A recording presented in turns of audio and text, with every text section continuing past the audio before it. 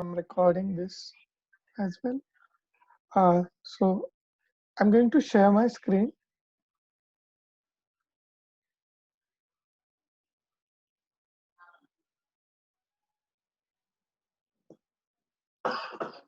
Yep.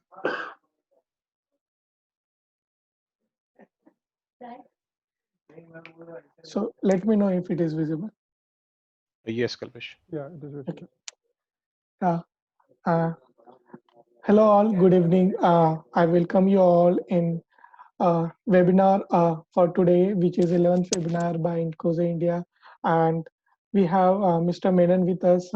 This is the second session. What he is going to share us with us information and knowledge about the functional safety. Uh, so before we start with the webinar, I'll just give you the brief information about the Incoze India and what we are doing in Incoze India chapter. So now almost everyone might be aware of what Incoze is, those who are consistent and regular to the webinars. But those who are I'll just give brief idea about it. So Incoze Central is the non-profitable organization which has 18,000 plus members and which is having 53 technical working groups. There are 74 plus chapters across 34 countries, and there are 3,701 certified professionals along with 120 plus cab organizations.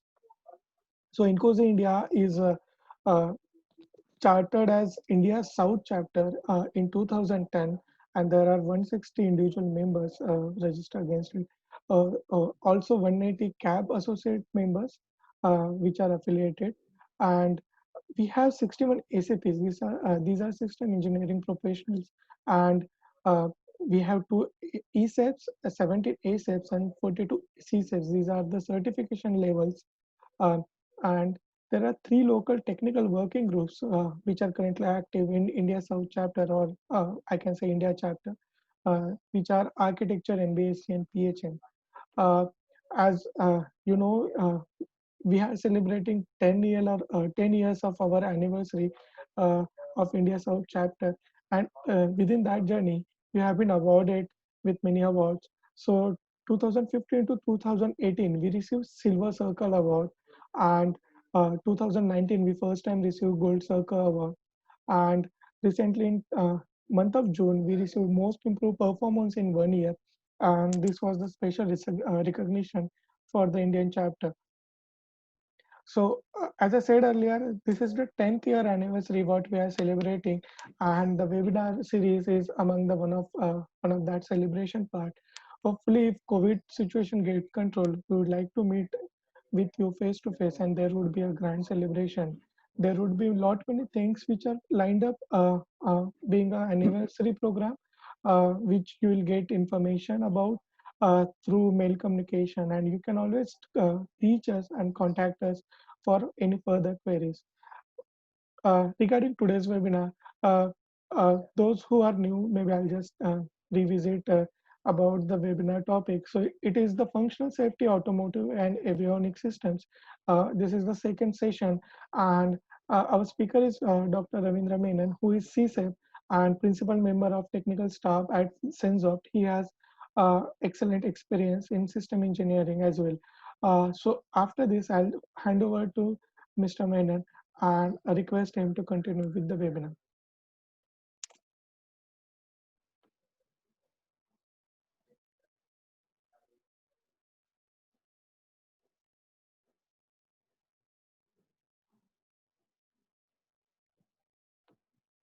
So thank you, Kalpesh.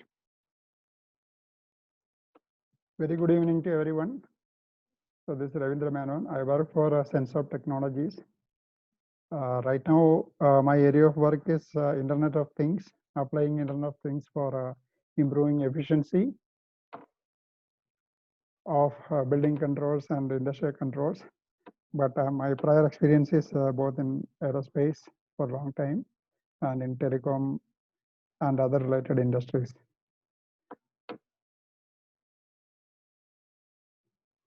So Kalpesh, can you hear me? Yes, sir, I'm able to hear you. You may start sharing. Okay. Is it visible now? Yes. Okay, thank you. So this is the continuation of our session on functional safety, specifically related to the automotive industry.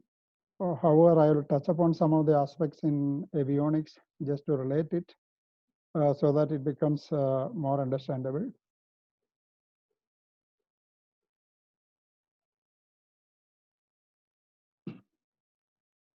So today's session focus is on qualitative and quantitative analysis, and a bit will touch on the reliability and safety.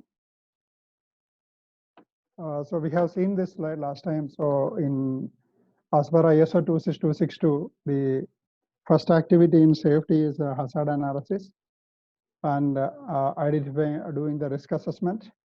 Following that, the safety goals are identified. ASIL levels means ASIL A, B, C, D levels are defined, and then the requirements, safety requirements are identified.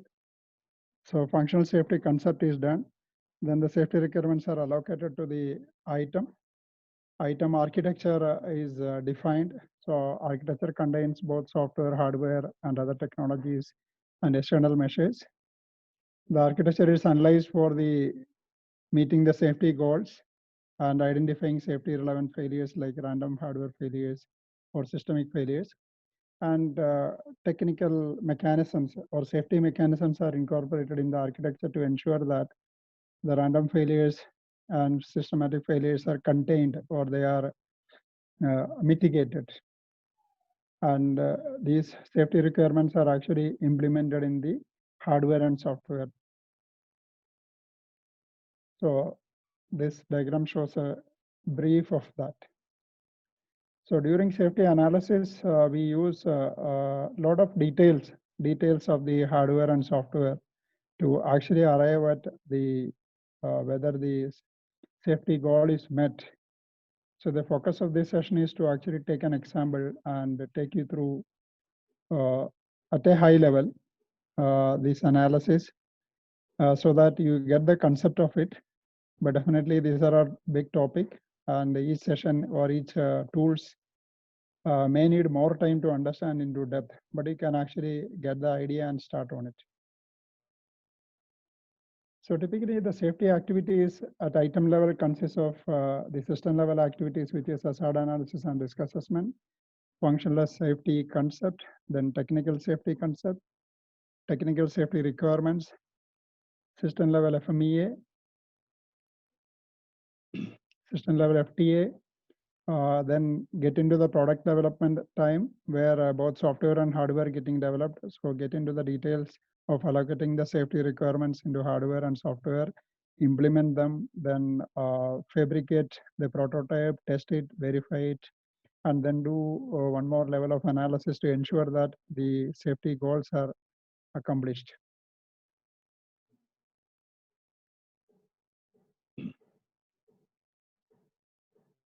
So as you can see, the ASIL level for hardware at ASIL level D, it is less than 10 raised to minus 8 per hour, or for a C, it is 10 raised to minus 7 per hour. So in aerospace also, we use a similar process where we start with a safety plan, means what is the plan of accomplishing the safety objectives at the aircraft level, and then how it is actually being driven into the system that is being developed. So it starts with the functional hazard analysis, then identifying the DAR levels, development assurance levels at the function level and the item level.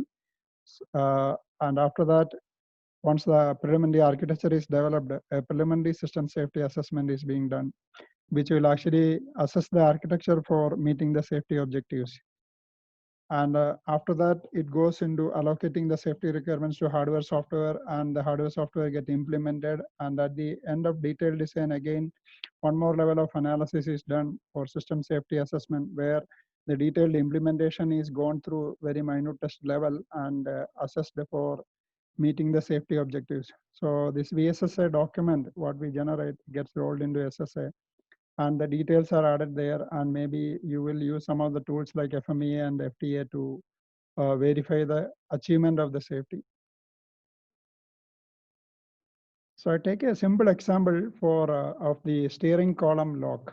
So you know, steering column lock is a theft deterrent system or anti-theft device. It doesn't have any other function other than keep the steering locked to immobilize the vehicle when it is parked in a locked condition. So that is the basic function of that.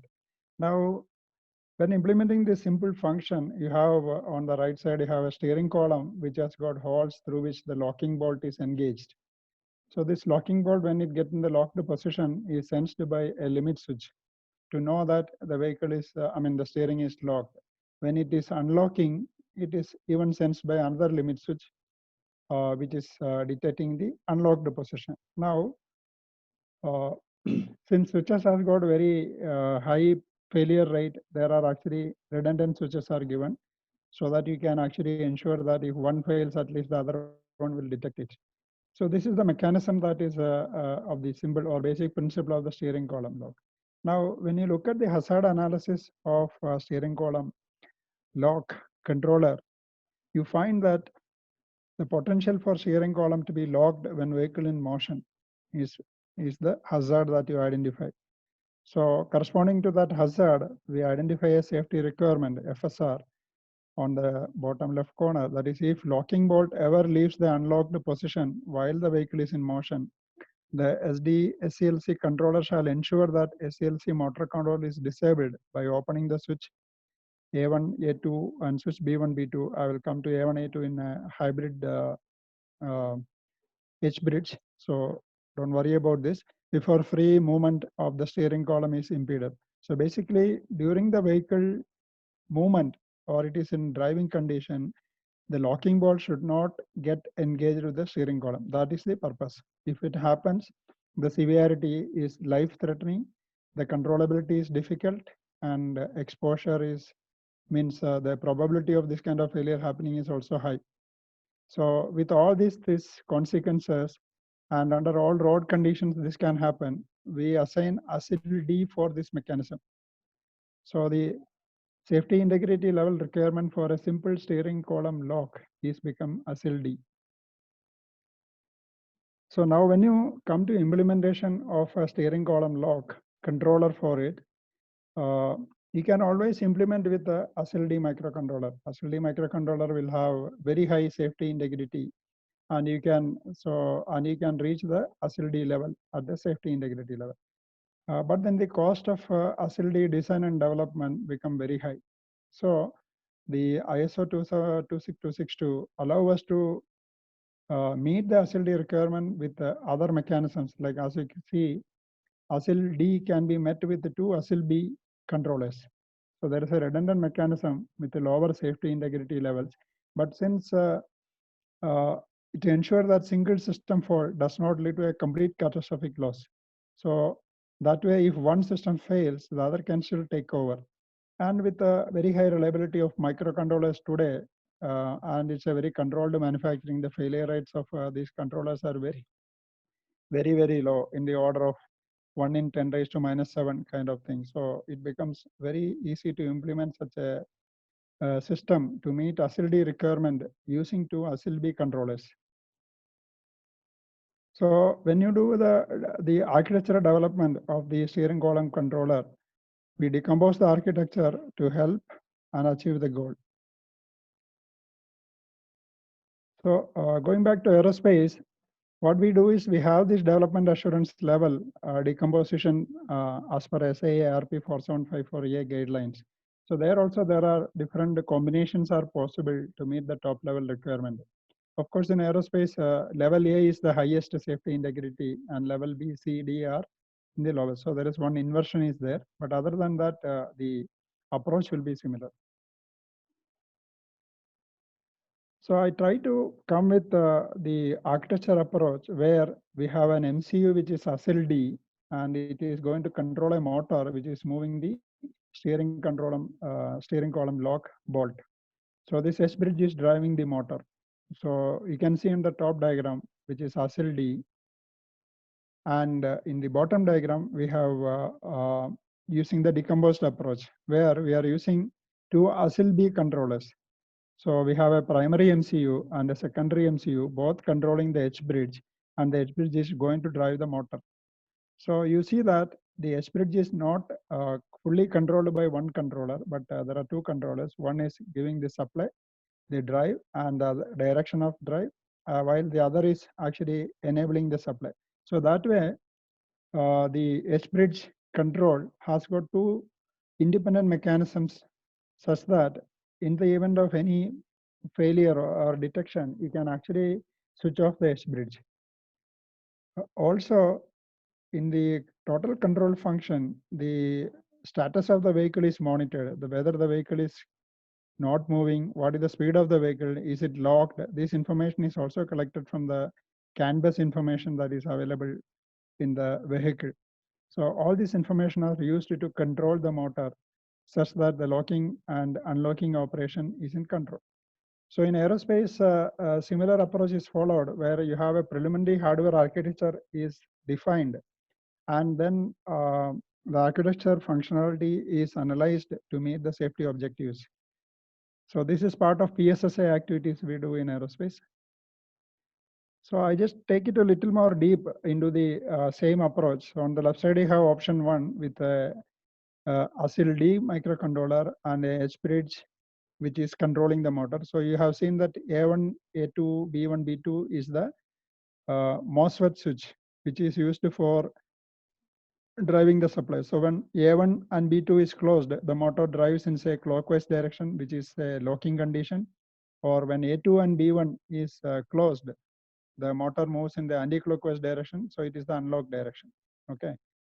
And now we are moving to the selected option, which is using two ASIL B controllers. So we have two MCU-A and MCU-B controlling this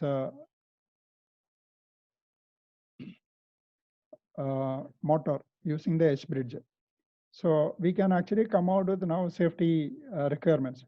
So in this architecture, what are the safety requirements? We can say one, we know A1 and B2, which is drive when it is closed, will drive the motor in the locking direction. So A1 is controlled by MCU-A, while B2 is controlled by MCU-B. So no single mechanism can fail to ensure that the motor will be getting power. Similarly, A2 and B1, they are also controlled by different controllers. It is also possible to sense the current. So the current is sensed at 2 points, one for the microcontroller A, that is current sensor A, and the other is current sensor B. And similarly, even if all these things fail, there is one more mechanism called P1, that the relay, which is supplying the power to the entire H-bridge. So you have actually multiple mechanisms in the H-bridge to switch off the power in the event of any uncommanded driving happens. Apart from that, there is watchdog, which also, watchdog, how it is ensure that the microcontrollers are running the task in the right way. So if they are not in the right sequence, definitely microcontroller will get resetted and it will be able to come back to its safe state. So we will be able to identify multiple safety requirements as I stated in this slide. Things like motor on shall be controlled by two independent controllers, H-bridge switch on shall not result in the short circuit, etc., etc. Okay. So here are some of the software requirements I try to capture, where what is the MCU-A and MCU will do. So all these tasks need to be executed in sequential in a particular rate so that it is running in real time. So you can see the state diagram of the each controller. So you have at the startup, after the initialization of the controller, the lock will be either in the locked state or from the lock state, or it may be in the unlocked state. Okay. So you can see the unlocking and locking are two operations that is possible, or from the unlocked state and the lock state, the state of the controller can lead to fail state. So you can see read the current sensor, read limit switch 1A and 2A. You can see you remember the old limit switches we mentioned. Whenever the switch is, with the bolt is locked, it is detected by the limit switches. Then check the CAN message from the gearbox, check to see if the vehicle is locked, is the driver is sitting in the seat, etc. So multiple tasks are being allocated to each controller. So this is to just give a background about what the steering column lock control. So when it comes to safety assessment, So I just give a very high level picture about what is going to have, what is in the module. So when you want to do the safety assessment like FMEA, FMEDA, FTA, DFA, means DFA is dependent failure analysis at architecture design and detailed design level, we need more details. So let's get into FMEDA. What is an FMEDA? FMEDA stands for failure mode effects and diagnostic analysis. So typically we all know FMEA we do in the design to ensure that no single point failure is actually impacting the function, or even if it impacts, what is the effect of it and how to mitigate it. That's what we try to analyze. So in FMEDA, our primary objective is to see, even if a failure happens, how much the diagnostic mechanism can detect it and mitigate it. So is there any fault which is undetected or which is left as a residual fault, which is not able to detect? So it is in the module that is there in the equipment during the vehicle usage. So it's a quantitative analysis of random hardware component failures against architecture and safety goals violation. It includes SPFM and LF metrics. It helps to understand the capability of an architecture to control or avoid possible hazards. Additionally, the safety engineer can understand achieved metrics against a target value with respect to the asset. So a couple of details we need to do an FMEDA. So you see that almost every design data is required. The safety goals, bill of material, hardware schematics, component data sheet, temperature profile, mission profile, hardware FMEA, technical safety concept, hardware design description. So the safety engineer need to understand all these design data that is available to you for him to actually do the FMEDA. Then he uses this component data for the fit calculation for each of the component. Then he does the BOM analytics. He comes out with his own way of the functional failure path. He come out with a functional failure block diagram, using which he will be doing his own analysis. So hardware failure metric calculations will be the result of that. So as you can see, the random hardware failure target values for ASIL D is 10 raised to minus 8 per hour or 10 feet. And ASIL level for LFM, that is the residual faults, is the coverage should be more than 90%. So these are actually the targets given in the ISO standard.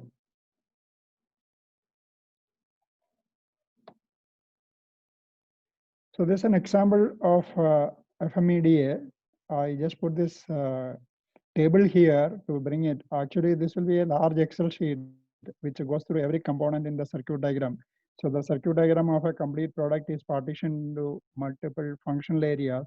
And each functional areas, you try to identify the components which are part of it. And each component is taken and analyzed. So you see the depth of the analysis that is required here. Okay. So as you can see in the column, I take for a capacitor C34, which is a multi-layer capacitor, which the value is 33 NF and 50 volt. The package and temperature, everything is defined here. And it is part of the H-bridge module. And similar to that, there are about 51 components are there in this module. Okay.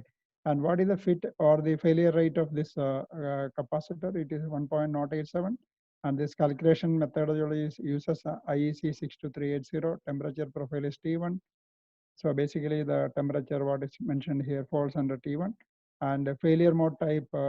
So you see that any electronic component, if you take it, they have multiple failure modes. So these are actually available in MIL standard and other data books, and even maybe IEC 62380 will specify this. So you need to understand the capacitor can fail short almost 70% of the occurrences, or the probability of failure short is 70%. An open circuit is 10%, and drift of a capacitance value is 20%. So a failure of a capacitor, depending on the mode of the failure, we need to split it. So if the short happens, what is the failure effect at the hardware level? It is an overload. And how is it being detected? There is a safety mechanism 3, which is a software which will, using the hardware and the microcontroller, will identify if an overload happens. So basically, you know that there's a current monitor, so the current monitor will know how much overload is happening, right? So that is the mechanism may be part of this. And is it relevant to safety? Yes. And how much is the failure that is actually apportioned for the 70%? So 1.087 multiplied by 70% is 0.761 is what is apportion failure. Similarly, when open circuit happens, this mechanism is there, but it's not able to detect. Okay, that's what we say. So it is the undetectable failure in this case is 0.109, and the drift happens still it is possible to detect. So there is an undetected failure in this capacitor because of the failure mode of open circuit, which never gets detected. So even if you have a safety mechanism, if this type of a failure mode happens, this component's failure will not be detected. So a failure rate of 0.109 fit is actually not detected in this particular circuit. So we go through the analysis in a large Excel sheet, and then we compile all the result into module by module. We take it each module in the particular system, like H-bridge, microcontroller, power supply, sensing, protection, CAN, all those things will be taken, and then the summary of the failures of all the different modules are being tabulated, which is called the hardware matrix. So this hardware matrix is being created, and that will be used for the calculation. So these data will be further used for FTA, that is the FTA fault tree analysis. So let me come to fault tree. Fault tree, I don't know how many of you have seen a fault tree. Generally, a system engineer and maybe at the vehicle level manufacturers and maybe the people who are involved in the system design, they'll be worried about the safety analysis. So those people will be definitely familiar with this. So in a FTA, it's a deductive logic to determine the underlying causes of a particular failure in a sufficiently complex system, identifying the logical combination of events that must first happen for an undesirable outcome to occur. It determines determination and evaluation of minimal cut sets. Minimal cut sets is that very basic event that is actually can lead to the top event failure. Okay, so some of these symbols are used in representing graphically the fault tree. So as you can see, there's a AND gate, an OR gate. There are other gates are also there. I just listed only a few very basic ones. So there is something called basic event, which is typically the total failure rate of the basic module that you consider. For example, if you take H-bridge, you may say the basic event failure rate will be 28 feet. And the lifetime is the MTBF. MTBF of this particular may be like say 9,500 hours, like that. Okay, so basic event will be always depicted by this. Means you don't do further analysis on that. That basic event failure rate will be calculated from the FMEA. Then you use OR gate where the output occurs if one or more inputs event occur. Similarly, you use AND gate when the output occurs for all inputs to occur. Okay, so these are some of the symbols, but there is a good article from a book from NASA, which is the fundamental for fault tree analysis. So fault tree handbook can be used. You can always download it and use it. One important thing that you have to notice is the common cause factors can cause significant errors. So you know that in our old solution, whatever we discussed, we have an S-bridge, right? So this S-bridge is a common mode. So we have only one S-bridge. But in this S-bridge, we are not used an IC. We are used a single chip. We are not used a single chip. So single chip will become a common mode. Otherwise, we are using individual MOSFETs for the switches. So there is no common mode in our design. So to get the idea about what is an FTA, I just put a simple example, which is courtesy to Mr. N.A. Barun Das. He has made the simple example. So you can see this simple LED or lamp indication. Okay, in a lamp indication, you have the supply, you have the resistor and the capacitor, and there are two lamps. So why two lamps? You just want to ensure that if one lamp fails, the other lamp is available for. So it's a redundant mechanism, and it is connected to ground. Okay. Now let us analyze the failures here. Like what are the failure modes? Like R1, the component R1, the resistor can fail open. The capacitor can fail short. If these two things happens, this lamp will not be indicated, or the lamps fail by themselves. So these are some of the failures within the system. Now, how do you construct a fault tree? You see from the bottom, I mean, what is the top level event? The event is missing indication. So if this event to happen, what all things need to fail? One is lamp X should fail, or lamp Y should fail, or the component C1 should fail or R1 should fail. Okay, so that's what exactly what is listed here as a pictorial diagram. Okay, so you see the basic event at the bottom is the lamb X fail, okay, and lamb Y fail, and you can see the probability is 80 feet, okay, and that is being ANDed. ANDed means both these failures need to happen so that there is no indication. So you see the advantage of redundancy. So redundancy gives an ANDing. So in the that means the failure rate at the top level will be reduced by ANDing. So if lamb A and lamb B has to fail to occur the top event. If one of them fails, nothing is going to happen. Okay. Similarly, an OR event is like once you find now both the lamb should fail, or R1 should fail, or C1 should fail. That's what you are seeing at the OR gate on the top. So the depiction of the fault tree, as you can see, it's a simple mechanism through which you are able to construct how the mechanism of failures can trigger the top event. Now you can see the R1 fail can directly trigger the top event because it is part of the OR gate, whereas an lamb X failure goes through an AND gate, so it doesn't directly trigger the top event. Okay. So in a system like at a vehicle level to the item level of interest, we need to develop the fault tree for all the safety functions that is required, and those will be actually compiled together and rolled over to the vehicle level to analyze what is the impact of this function and what is the what is the result of that at the vehicle level. So safety analysis, even though see only one sheet, generally this consists of like hundreds of pages of pictorial diagrams which you need to coordinate together to understand the top level failures. So definitely for safety analysis of the hour function, that is steering column lock controller, now we have seen the state diagram, that is one is the unlock state and the lock state. So the core functions of that is one is locking and the other is unlocking. So what are the malfunctions possible? One is malfunction, one is uncommanded locking or uncommanded locking or uncommanded unlocking. Okay, so these are malfunctions, or there can be a situation where the steering controller can stuck off. When you say stuck off means due to whatever hardware failure, it is stuck, so nothing is working. Okay, so in that case, it doesn't provide, the malfunction is loss of unlocking when demanded or unintended locking. So the idea is that you should be able to deduce the core functions and the malfunctions. So this list need to be prepared, and then you need to analyze the potential for each of these malfunction to happen. So I just tried to put a diagram which is not exactly verified because I don't use any tools nowadays. So this is only an example. Don't take it as completely accurate. For this system, what we have shown on the left side, what are the events that you see? One is at the bottom level, you have the base events, right? You have the undetected current monitor failure, then switch failure, current monitor C failure, current monitor B failure, etc. So these are the basic events.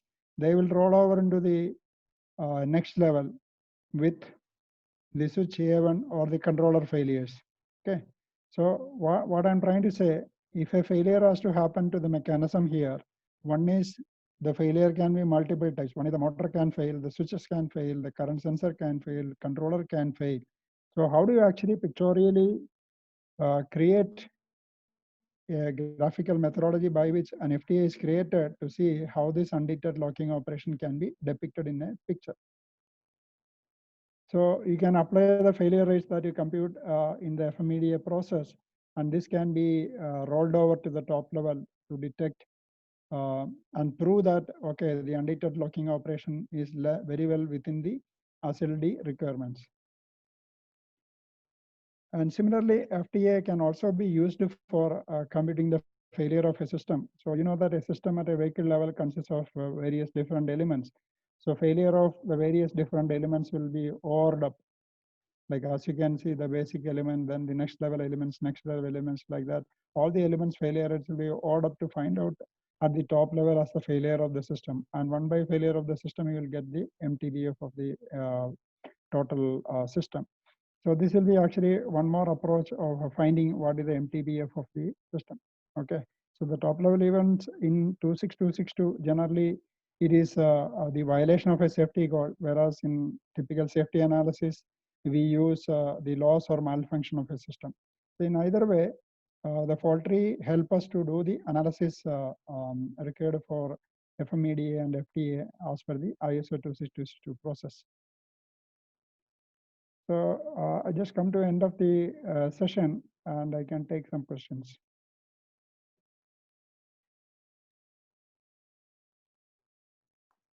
Okay. Kalpesh? Yeah. Am I audible? Yeah. Yeah. Thanks for sharing this information. And I was actually never came across FTA analysis before pictorial putting failures and visualizing it. So that was a great learning for me today.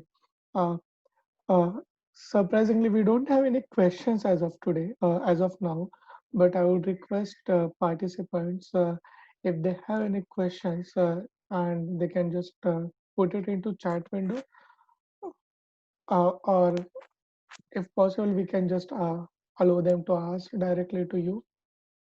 No problem.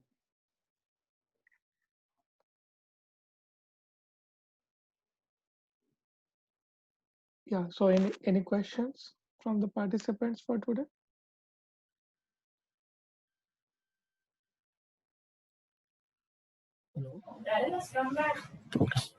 Yeah, you're audible. Hello? Hey, you're audible. Yeah, go ahead. Hi, Ravindra. I'm Dasan. I have a question like the assessment and analysis we do, right? So is it considering the architecture at the high level or is it?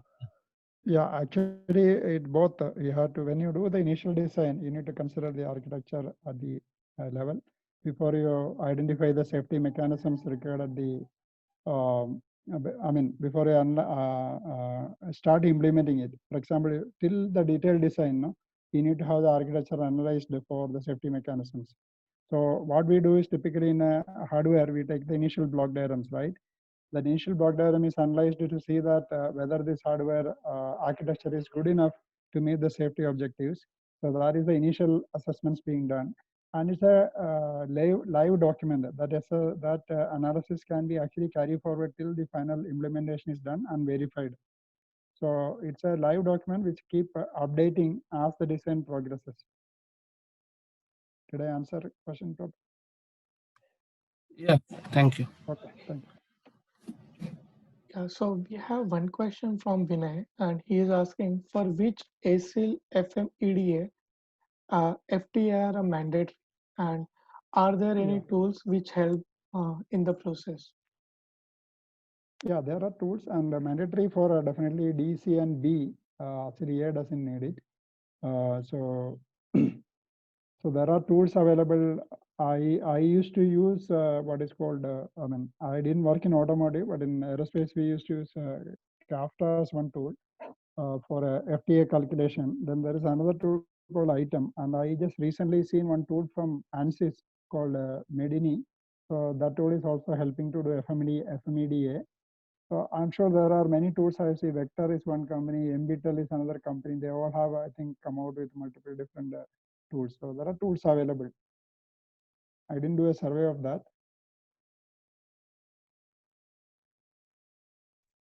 Okay. Yeah. This is Murugan here. I have one question on the FTA. Yeah. So we are constructing the FTA tree for the particular system, or maybe the hardware element. So how do you verify that this particular constructed tree is complete? By engineering judgment, or is there something So maybe the tech? yeah, it is engineering judgment only. Definitely, you look at the architecture completely. So you go through all the documents, right? Your safety goals, your safety requirements, your block diagrams, initial. I mean, complete hardware detailed design is required. Detailed design includes the architecture description and the design. So the safety engineer need to study this, and he need to see how the architecture is helping to provide independence. Basically, you are trying to look at if the failure happens, if that failure is actually from an independent element. So how much independent is that? Okay, and is it contained? How much is actually being mitigated in the failure through the safety mechanisms, which is nothing but we call it our monitors, right? We have safety monitors which is running at continuous time or periodic time or even at power up. For example, what is the things that you're trying to mitigate? It is failures. What can fail? Only hardware can fail, right? So how do you actually mitigate? Typically, hardware, when the switch is on or when the power is first on, you are trying to test the hardware as much as possible. That is one way of verifying that the failures are not in the hardware. Subsequently, for critical functions where safety mechanism implemented, you try to do this test, the monitoring test periodically. For example, say you are doing current sensing in this edge bridge. So the current sensing will be definitely converted into a voltage, and that voltage will be read by a ADC. Now, you need to know that this ADC is sensing the current properly. So how do you know that? Suppose ADC also can fail, right? So what you try to do is you'll have a reference voltage that is separately defined. So this reference voltage will be verified during power up, and the ADC will check the reference voltage for every time when it going to read the current. Okay, so that way it is trying to ensure that periodic test of the safety mechanisms to ensure that the safety mechanisms are not failing.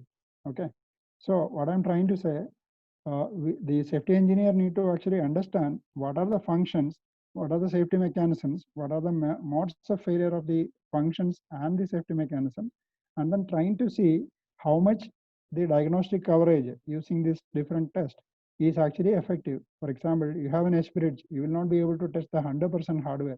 You may be able to test the hardware 90%. So some of the hardware is tested at power on, some of the hardware is tested continuously during running, some of the hardware is tested maybe every time you're doing the reading. Okay, so that is possible. So what happens is that the hardware which is tested at power on has got an exposure. If a failure happens, next time when the vehicle power on only, you'll be able to detect that failure. That means if a hardware failure happens in between, that failure will be latent in the system. That means that's called a latent or residual failures. So these residual failures can actually cause some accidents later, right? We do not know. Along with some other failures, it can lead to accidents.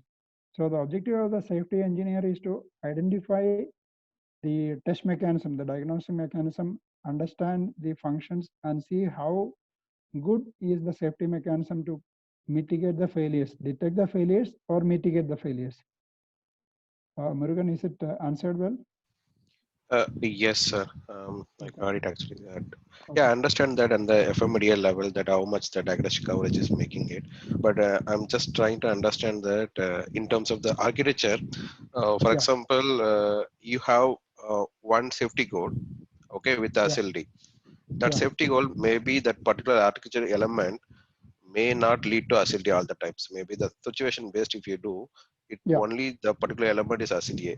Can I Yeah. actually build the tree in the SLD top level event, or maybe I have to create that one more event for the same safety goal? Because the same safety goal with respect to architecture level, it may be SLA for the particular use cases. That particular use case only the particular element is affected. Other than that, it is QM. So the cell is allocated at the function level, right? It is so applicable to the entire system. Okay. So you may find different subfunctions which may not meet the ASIL levels of D. It can have different impacts, right? So what happens is that when you go for the architecture decomposition, that's what the ASIL-based architecture decomposition, the recommendation what ISO specifies here. Okay. So you can see here, like, ASIL D can be met by one ASIL D controller and the software. So the cost of development will be very high. Okay. So this architecture will be simple. Like I have mentioned, like one controller and one edge bridge and motor, right? Whereas if you go for a lower cost development, you can go for a standard processor, which is the ASIL B level. So which means you have created two independent functions, and we ensure that both will not fail together to reach the top level safety event, right? That's what we put here. The important to ensure that single system fault does not lead to the complete catastrophic loss of the function. So that way, the architecture decomposition will help you to minimize the failure levels of the individual blocks. For example, now if you take the module A, I mean the microcontroller A, its ASIL requirement is B only, right? Similarly, for module microcontroller B, it is level B only. So I mean the ASIL is B only. So you will design and develop this microcontroller and its functions to ASIL B level. Similarly, the microcontroller A also will be developed to ASIL B level. But at the top level, when combined as a system, you are able to meet the ASIL D level. So your question is right. The architecture decomposition help you to develop the lower level architecture elements at the lower ASIL levels. So is it clear, Murugan? Yeah, correct. Yes, Okay. Thanks for that.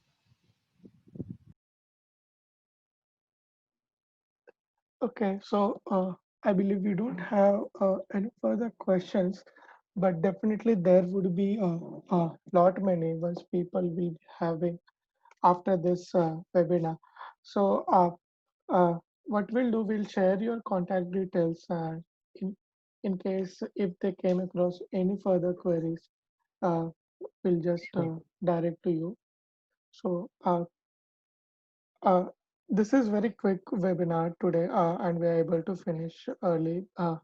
Although that also means there would be a queries which may get developed after the working uh, or through the experience. So we are sharing Mr. Menon's contact, as well as you can contact us on Incosa India mail, and for any queries we would like to help you. Thank you, sir, for sharing your contact details as well. Uh, Mr. Menon is available on LinkedIn also, and this particular webinar is recorded and will be available on YouTube for the further reference, maybe within a week or so. So stay back for that, and for any further updates, we'll just look back to the Incosa India LinkedIn page, where further webinars information will be shared. Uh, uh, Having said that, I want to thank Mr. Menon for sharing and keeping aside his time and sharing his knowledge with us and experience with us. Definitely, it would be helpful for people who are experienced and practicing function safety system engineering, also those who are new to this area. And we know like whom to contact once we get stuck. So I'm again thank you, sir, thanking you, and with this, I'm closing this webinar. Thank you everyone for the patient hearing, and also I'm really enjoyed with the questions. Definitely, it's an opportunity to interact, and Kalpesh has shared my contacts. I will send this presentation also to Kalpesh, so that if you want to post in the Ingos website, you can do that. It will be available. And one thing that I want to tell you is safety engineering is a deep topic. So any amount of reading is not good enough to become an expert. Definitely about 5 years of practice is required to reach to a level where you get confidence that you can analyze independently. True. So thank you everyone. Have a very good evening. Yeah. Thank you, sir. Thank you, everyone, and be safe. Thank you. We'll meet again in next webinars. Thank you, sir. Thank you, Thank sir. you. Thanks everyone. Bye. Bye.